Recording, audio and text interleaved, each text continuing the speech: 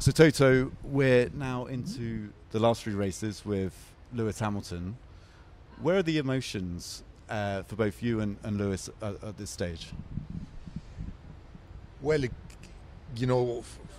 over the whole year, we were concentrated on a job, and now it's coming to the end, and obviously you start to feel that it's the last three races that we do, and we ought to do the best that we can for each other.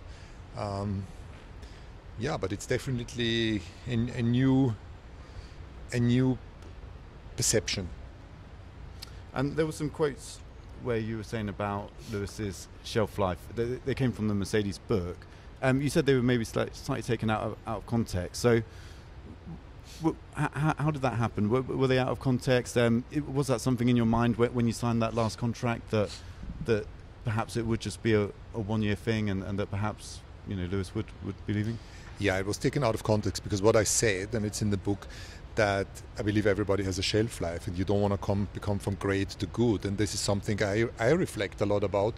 And the same in our top management team. Are we still the same people that were great when we won 8 consecutive championships, or how have we become good? And good is not good enough. And the sentence that I said is, and that is also relates to the drivers, and we want to do the right thing for the future. We need to have a medium to long-term perspective. What is it in 3 years? What is it in 5 and in 10 years? And that's why I believe all the individuals, high-performance individuals, have a shelf life. And that's nothing to be ashamed of. It's just how nature goes. And I'm the first one to look in the mirror and say, what is this about me?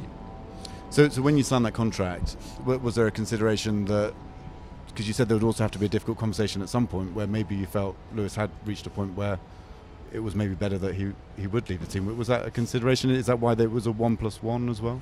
When two parties sign a contract, it means that you find an agreement on how you see the future and what kind of options and opportunities you want to keep alive. And I think this goes both directions. And I think signing a 1+1 was allowing Lewis to keep his options open, and you can see that one of the opportunities was going to Ferrari, and it was his call. And on the other side, for us to reflect is what are we doing with Kimi? What is the long-term plan for Mercedes in terms of the driver decisions? And I remember when we were talking about the signing of that contract with Lewis, just while on this subject, there was a lot of talk about trust, and both of you said that if he talked to another team, if you talked to another driver, then you'd both be the first to know. But it seems that wasn't the case. You said you found out through the grapevine, through Carlos Sainz's father. Do you feel there was a breakdown of trust? Do you see it in that way at all? I think when you need to set the standard for yourself, and I think it was such a difficult situation for him because our team wasn't doing as good as we expected from ourselves, and I think the opportunity came up quickly over the winter, and probably not even and he probably didn't have enough time to say, well, how am I tackling this with Toto or with Mercedes? So it's not something I have a grudge at all. If we could replay it in a better way, which there is no better way because he was under pressure to in the winter. So maybe we would have had more conversations. I said it before with other drivers, and these doors were closed a few weeks earlier. But again, we've moved on. There's zero bad feeling from our side. On the contrary, we're excited about Kimi coming into the car for next year. So let's end on a positive with this Lewis chat. What's your positive memory? What's your fondest memory from this time that you've had with Lewis, and what have you learned from him as an individual? 12 years full of emotions, of great moments, about difficult moments that we conquered, and here we are, 12 years, the longest ever driver-team relationship in this sport. His success very much dependent on Mercedes' success. We are linked. Lewis's legacy is Mercedes' legacy, and the other way around. And we'll cherish all of these great great moments. Now, obviously, it's a big change going into next year because of that. But where do you feel the team is more broadly? Do you think you're in a stronger position going into 2025 than you were going into 2024? Because there's been race wins this year. Let's focus on the positives as well. Yeah, it's been so hard to predict where Mercedes might be at any race.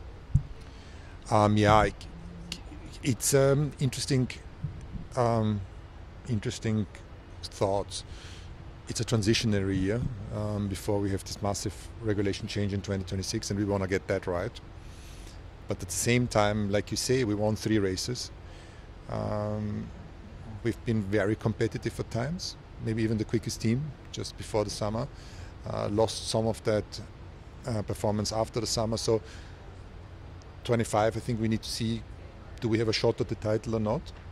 And at the same time not lose sight of the long-term positioning for 26 and the years beyond, because you don't want to start that project too late nor get it wrong.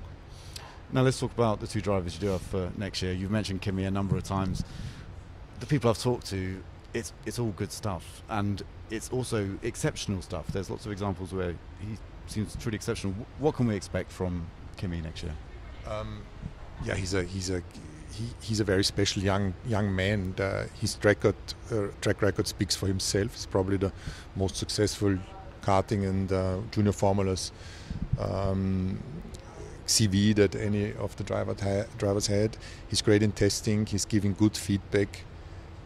He has great racecraft, and he's just 18. And I think the expectations are so high for him to do well straight from the get-go, which we need to dampen a bit. He's not going to turn up in Melbourne and put the car on pole.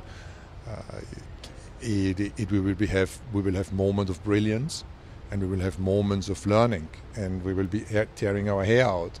And I think this is part of the development process. We believe in him long term,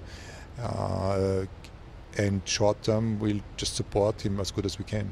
And how important to have George as that stability? He's matured a lot, hasn't he? Very, very important and very mature. I mean, he's 27, and you can say, well, this is our senior driver. But how young he still is. But he's an adult. He's not a kid anymore like he was when he joined us.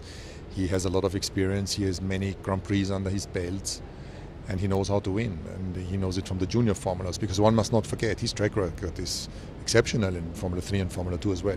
So yeah, a lineup that I'm very proud to have, and a lineup that will be is a clear statement from ourselves into the future.